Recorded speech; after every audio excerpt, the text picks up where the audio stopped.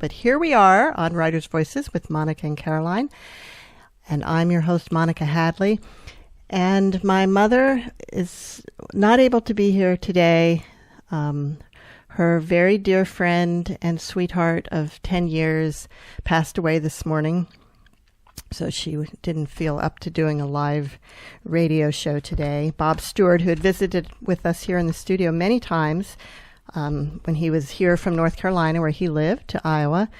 And they have such a lovely story. My mother and Bob were high school sweethearts, went their separate ways, and 50 years later, after both of them had lost spouses, they reconnected and have been sweethearts ever since. So say a prayer, and Bob was a wonderful man. But on a happier note, we have a return guest with us today, Michelle Gable with the Book of Summer. And this is Michelle's third novel. She's a New York Times best-selling author of A Paris Apartment and I'll See You in Paris. Michelle graduated from the College of William and Mary, and after a 20-year career in finance, she now writes full-time. She lives in California, and she's joining us by phone. Welcome back to Writers' Voices, Michelle. Thank you so much for having me. I'm sorry about your mother, sweetheart. Yeah, me too. So, once again, you are back with... Now, this is like your third published novel in less than 4 years, right? Yep. My first one came out in April 2014. Okay. Wow. So that's just 3 years. Yes. Are you like that fast a writer?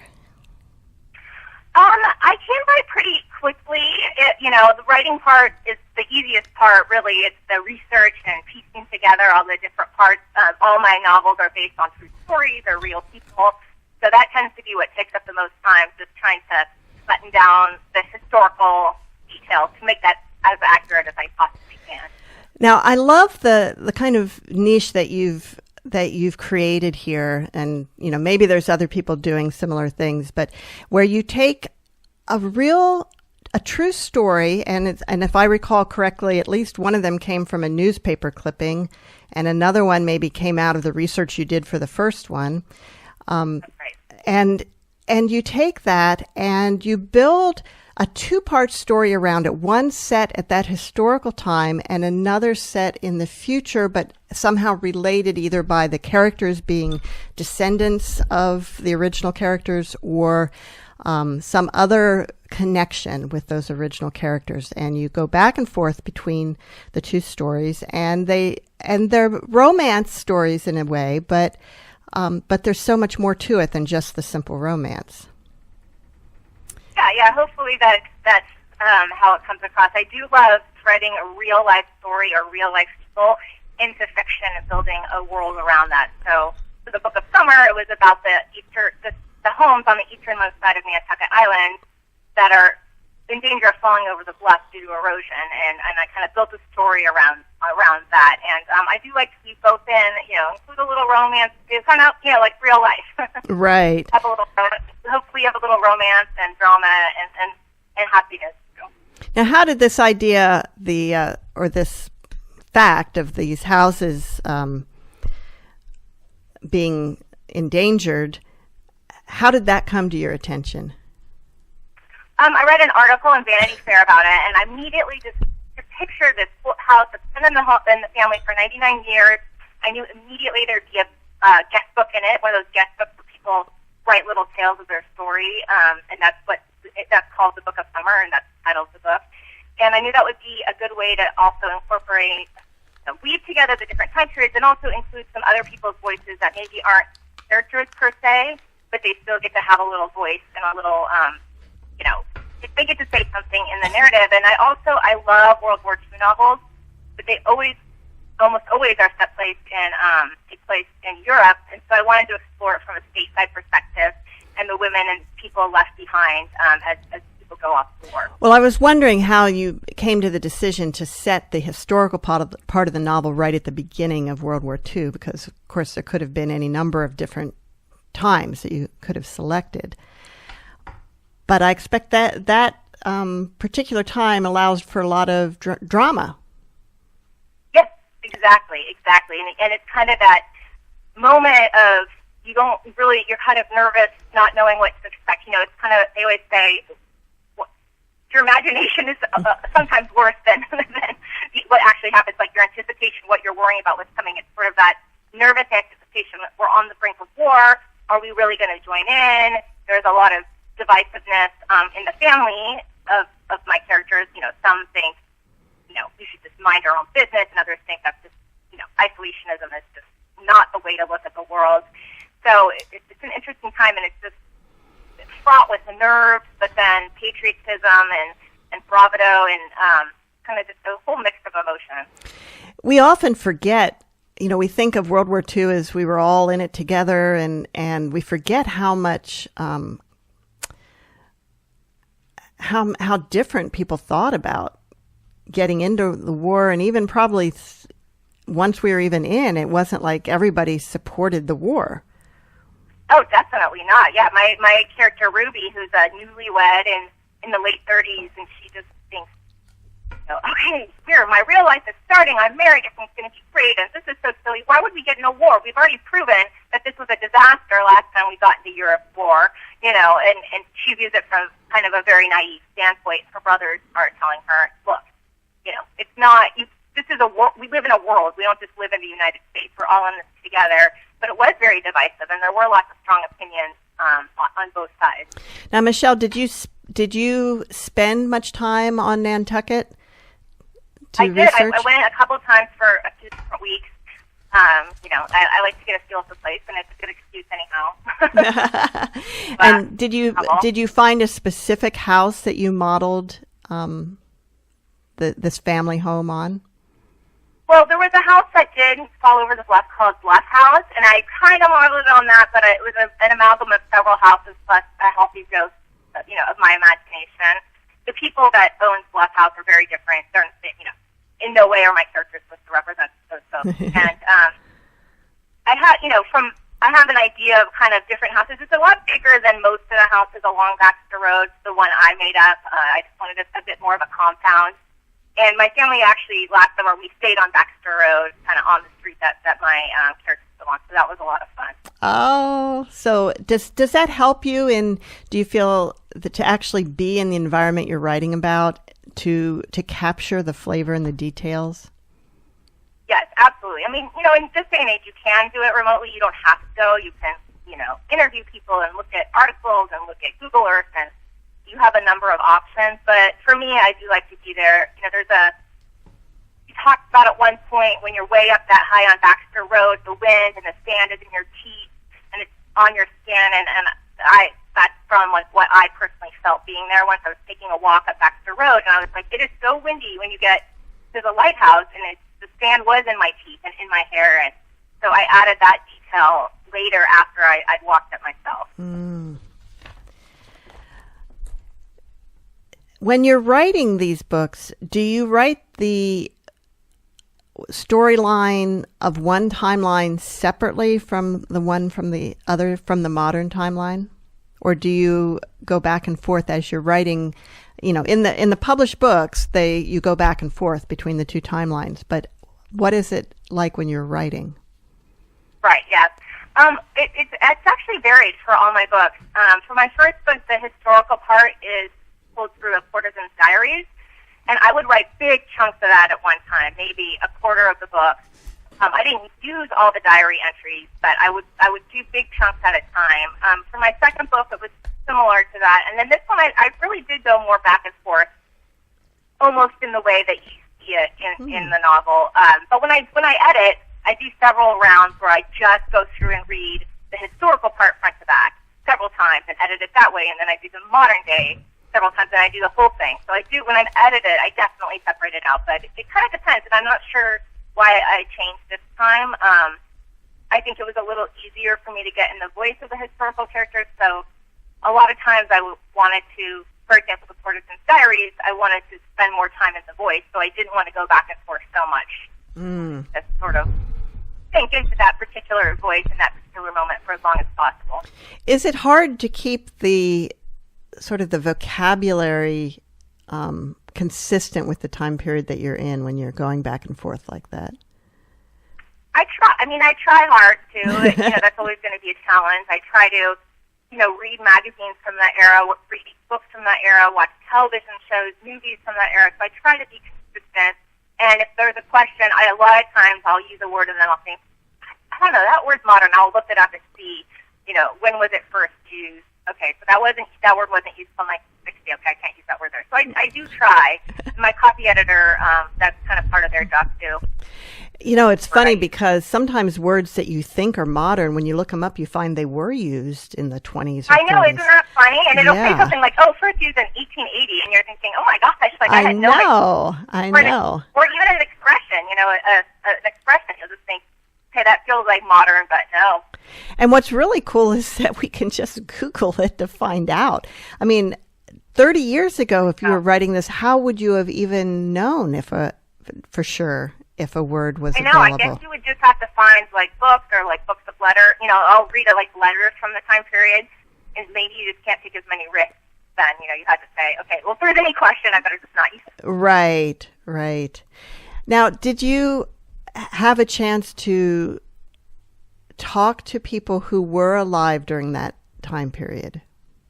Yeah, I talked to several. So I talked to some people that live on islands now, but are older, so they, remember, the Coast Guard, strolling the beaches and that sort of thing. Because that is the easternmost part of the United States, not just the island itself, but the United States. Oh wow, so of course. So they had the Coast Guard out there, and so I did talk to people who went through that and have those kind of memories, the memories of the blackout, or the stars in the window and that kind of thing. Now, there was also a lot of social activity, particularly before the start of the war. It kind of dwindled off, of course, after the war started, but there were, parties and clubhouses and golfing and so forth. And how did you research that aspect? I looked a lot at newspapers, the local newspaper, and I had to go look at that in first thing because it was on microfiche. But that it'll say okay, well, all these restaurants are closing. They would say for the duration, is what they called it, instead of for the season, the duration of the war. Or they would say, okay, actually they're only going to run one ferry per day. I mentioned that. Or now this club is going to stay open, but these clubs are going to close, or this restaurant is the only one that's open. That sort of thing. They announced that a lot in the papers, so I would use the papers to try to figure out, okay, well, would they have been able to do this?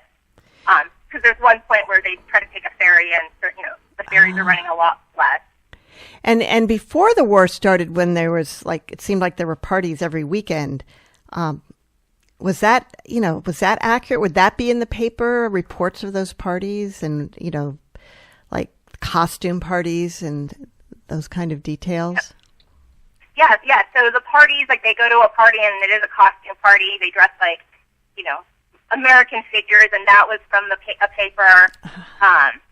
That people really dress like that. It even talks about how the band dresses, and that's how the band dressed on that night for that particular party. Oh wow! So these parties you write about were really happened on those particular nights.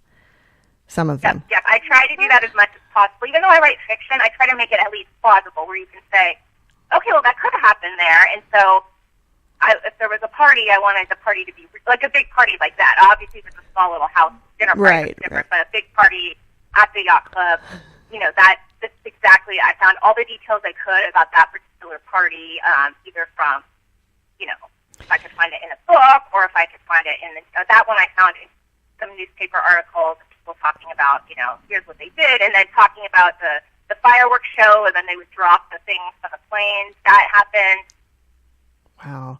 Now, Ruby's father was a scientist who had invented some way of processing rubber, ended up making golf balls, and then switched to gas masks. Was that patterned after an actual real business?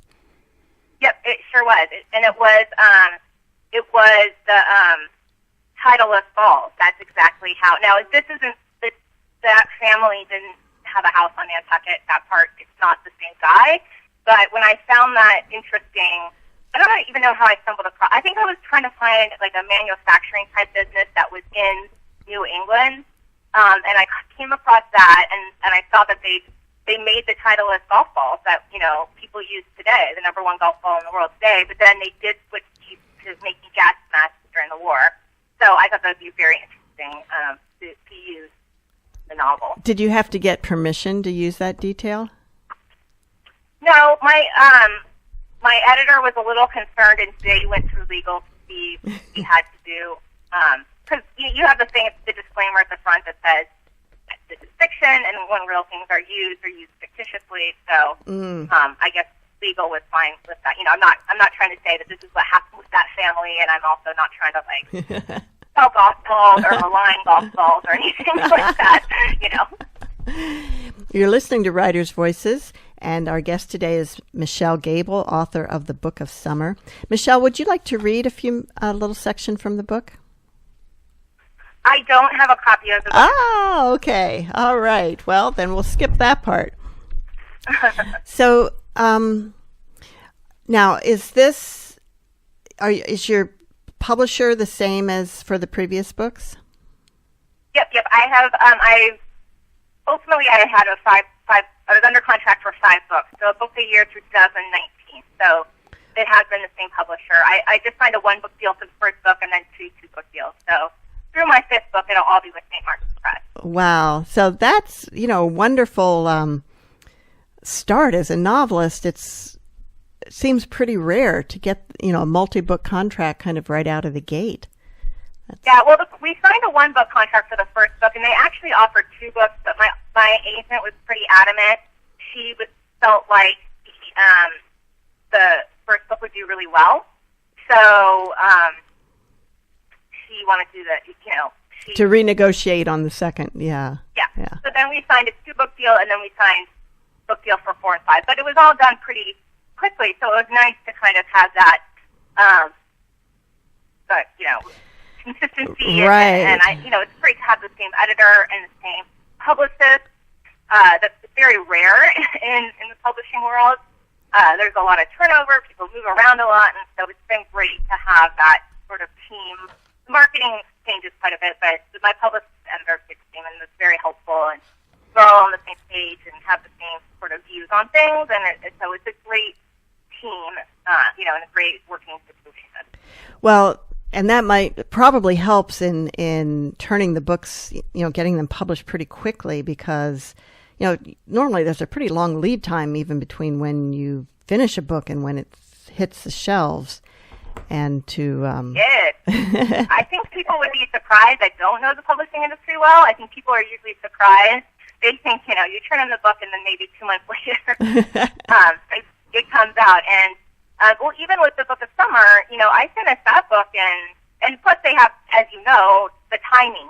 When do they want this book to come out? Is it a winter book? Is it a summer book? Obviously, the Book of Summer is a summer book. Right. I finished that book in September 2015, and so it came out in May 2017. So over a year and a half later. And that's pretty fast, actually. I mean, I've seen faster, but I've seen them take a lot longer too. So have you written the next 2 already? So I have written the next 2, yes. I turned those in, and so I'm waiting to get some editorial notes on that one. I was a little late in turning in book 4, but it was a big project with a lot of real-life people and real-life situations were involved. So. And when will that one come out? That one will around this time next year. Right. Yeah, and then same thing for the one after that. So is it hard for you going, if you're basically putting out a book a year, how long does it take you to write, to research and write each one? Are you spending most of a year doing that? Mm-hmm. I spend more time researching, I would say, than the writing. Well, but writing a first draft, of course, once you read the book, it's nowhere near finished. So, I can write pretty quickly in a few months, but of course, it requires editing, it requires, lots of additional work on it, and so the research I do leading up to it, I do a lot of research while I'm writing it, I do a ton more research after I turn in the book, and I'm waiting to hear back from my editor, because I know I'll have another crack at the book. So right now, as my editor has books 4 and 5, I'm madly researching, looking into things that I kind of piqued my interest before, but I didn't research in full because it wasn't, part of the main story, but maybe it's an added detail. So I've been doing that while I wait and hear back. And I already have a long list of things I want to fold in when I get to the edit. And are you also already thinking about book 6? I'm always kind of thinking about it, or like things that pique my interest, or I'm noticing things. You know, I keep like a folder. I keep a private Pinterest board where I pin, you know, oh, this article is interesting, or this person's kind of interesting, or I'll even just take a picture of something I see and then pin it up there just as a reminder. So it's sort of an ongoing idea list.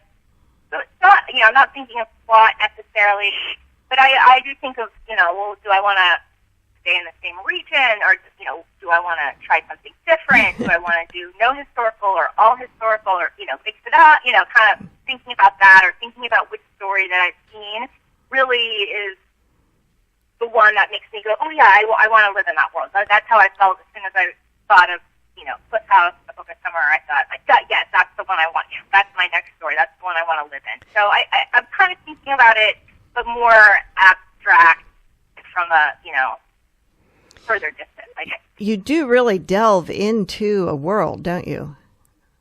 I try, yeah. I want it to feel real, and I want people to have questions and go Googling and research themselves and think like, oh, well, I didn't know about this erosion. Let me, you know, I don't know how I feel about this. Let me see what the two sides say. Or when somebody, you know, Googles a certain person that was in my novel that was real. I love that. So I do try to create a whole world and the sights and the sounds and the feel of everything. I mean, that's why it was so fun to write about Nantucket. And Paris before is just... Oh, of course. Yeah, it's great to pick places that are fun to visit and you can deduct your travel expenses to. Exactly. Yes. Quite a nice arrangement. Now, when you're, you know, you get this idea, this concept for a setting, really, or for a situation, but then there's so much more to that, you know, in building a plot around it. What's your process like for that? I usually have an idea of some main characters that I want, or I try to think of some problem that they might have, and I do outline my plot around, like, the real guideposts of, you know, this happened on this date, and this happened on this date, and, you know, if they had a town meeting about this on this date, I try, you know, I build it around that, and I do outline, and I do have a sense of a couple characters, and I think about, you know, their personalities. I do, like, personality tests on them and see how those personalities would interact with each other. I have several, you know, processes. I go through that, and then I outline it. But I do diverge from the outline as I'm writing. Things come up, people come up, things change, relationships change. For example, Ruby starts out and she doesn't really care for her sister-in-law, her brother's wife. She just thinks she's kind of a bore and thinks her brother settles. And but over time, they develop, you know, not a close friendship, but a level of respect and love for each other that I hadn't anticipated. They just kind of blossomed. So I have enough outline where I'm never staring at a blank page, but then it's loose enough where, you know, I have room to think. And do you know where the book is headed in terms of, you know, the plot from the beginning? It's been a little different for all three of my books. For the first one, I actually, when the book that we sold, that we turned in, had a totally different ending of where the people, where April, the main character, where she ends up, in what country, who she ends up with. So we had that, and then, but Book of Summer, I knew the last line, I knew kind of what would happen with the characters, so I was driving to a certain point with that book. And then I'll See You in Paris was something in between. Is it harder to write if you don't know where you're going? Yes, that's why I always have an outline. I mean, for the ending, it can be a little hard, but I try to, you know, have some sense or some idea. And maybe it changes. Like, I did know where I was going the first time around, but it ended up not being right for the story, so I didn't later on. But, I mean, for me, I need to know where I'm going, because then it just keeps me motivated and keeps me moving forward instead of, you know, staring at a blank page. So, Michelle, how much of yourself are in your characters? Are there any characters in the Book of Summer that you particularly identified with? I don't really, but I did have someone ask me, which character is closest to me, and I said I don't know. I said I should ask my husband. He'd probably say Sissy.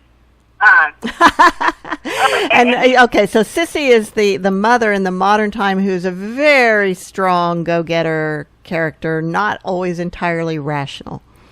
She is thinks that you can, if you have enough sheer will, you can get anything done, and she will do it, and she will bulldoze over you, and she will use her every last penny, her every last ounce of goodwill to get what she wants, even if it's, as you said, flies in the face of rational behavior. So I would like to think I'm a toned-down version of Susie. I am very determined and very much a go-getter, but I would not go to the length that she goes to save the house. I would not. And of course, yes, Sissy's mission is to save her house in particular, which had been a family home, but the house is on this bluff. And were there any characters or any real people that were kind of leading the charge to try and save those houses? Yeah, absolutely. I talk about the Preservation Fund, and I changed the name a little bit because I didn't want those people to think I was trying to malign those in any way. So it's the same fight as you see in the novel. The people that say we can do this, we can build the walls, and we can do the sand-filled baths, and we can move houses closer to the road. And then you have the other side that say you don't mess with Mother Nature. If you do one thing, it affects 5 to 10 other things. It's not and you off-islanders shouldn't have built there anyway. Yeah, exactly. You should know better than to have built on the bluff. People that have lived there their whole lives or their whole family's lives never built on that bluff. So there is that fight and there is that debate. And I actually had one woman who lives on Nantucket email me to say that I got it exactly right. Well, that's wonderful. Yeah, I tried to get it right, but of course I don't live there. I'm not living that reality. So I tried to see both sides of it, and I do see both sides of it, frankly. And you have an interesting way of having your characters see both sides of it too, and I'm not going to give that away. Michelle, we're out of time. Able to see both sides. We're out of time today, but I do want to tell you and tell our listeners how much I enjoyed the Book of Summer. I got into it right away, and I thought it was a really fun summer read. So it's a great book for summer. The Book of Summer by Michelle Gable. And we look forward to talking to you in a year when your next book comes out. All right. Well, thank you. All right. Thank you. Now, this is Writer's Voices with Monica and Caroline, and we were just speaking with Michelle Gable, author of the Book of Summer. And see you next week on Writer's Voices.